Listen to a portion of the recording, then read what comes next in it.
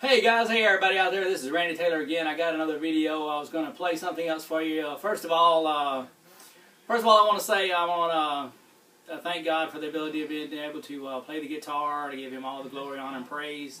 And today I'm going to be playing something that's a little more complicated. It's for classical guitarists. It's people that does the finger picking, that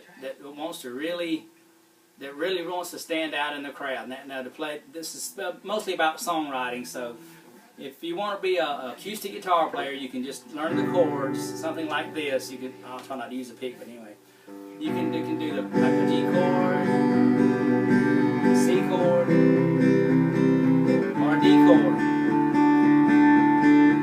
an A chord. But if you really want to make something a little different, you can do the finger picking style. Now the finger picking style is this. I did this with my hand. That's kind of, can you see it? That's kind of cool actually. That's kind of cool. I did that with my hand. I learned that in school with a little turkey thing. Anyway, you notice in classical guitar, you've got your 5 fingers there. The primary, the index, the middle, and angular. It says in the books that the last finger is not used, but I do use. And I do teach my students, when I teach guitars, to use their last finger. I call it the last finger because I can't use pinky finger because the P's already used. So that's the finger picking chart. Okay, you got that? Now I'll show you why that you need to use your last finger, because during solos it makes a big difference in solos.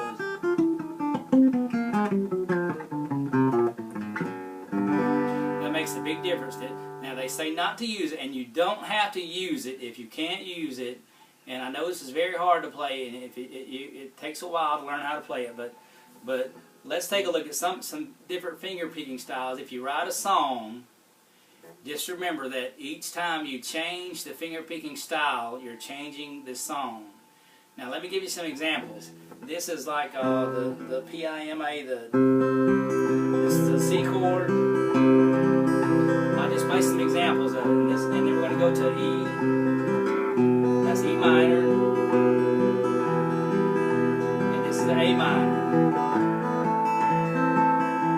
And notice I'm doing the same thing on the left hand.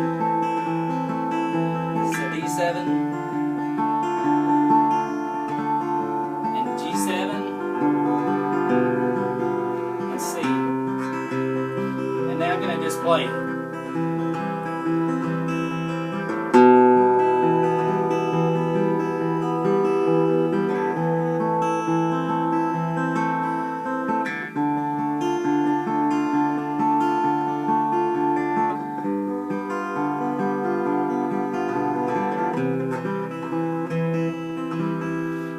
Now if we change that style, we're changing the whole song.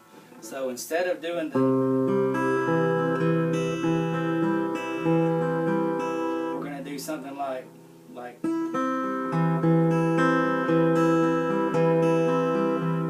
we're going to use the same chords with the right hand. It has a whole different feel to it. Now this is very difficult to play, but you can learn it. It takes time, but you can do it. There's the E minor, A minor,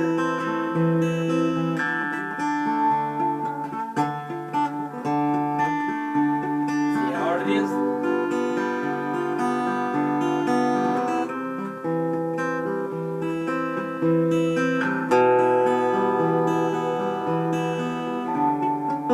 Okay, so now we also can play it backwards.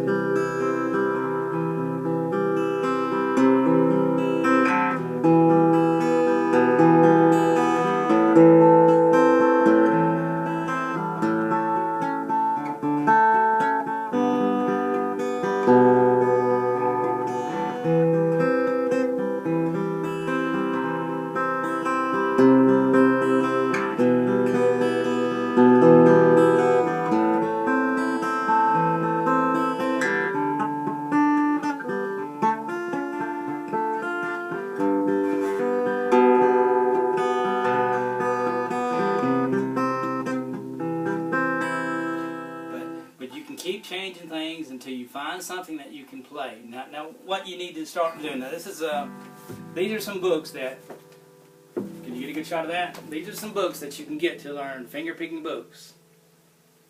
It's about classical guitar that I bought through the years. You can get that one. This is, if you have a favorite band that you like, this is the Fingerpicking Beatles songbook. It's, if you have a favorite band that you want to learn how to play, see if they got a fingerpicking book that has their songs in it that you can, and start out slow. And this is by Progressive. Now I got notes and stuff, but this is how I learned how to play classical music.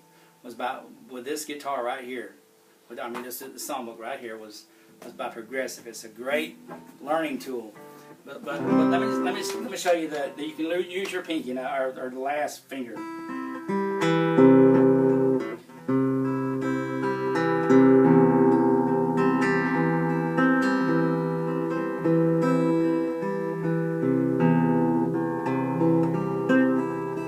Now your thumb plays 3 bass notes. That's the rule of thumb is what I call it. That was a joke. Okay, you can get that. Yeah. I saw you laugh. That was funny. Yeah. That's a rule of thumb, okay? But anytime you change your finger picking style, you change the song. But if you want to learn that, remember to start out with something very simple. You can, and how you learn that is doing like 2 notes at one time. Then you can learn 3 notes at one time. You can add another note, and then another note, and then another note. Okay, so you can start out with like just that, and sit there and just do that all day. I used to do that all day and drive my mom and daddy crazy. And then once you get that down, you can add the 3rd note, the 3rd and 4th note, and then you add the 5th note.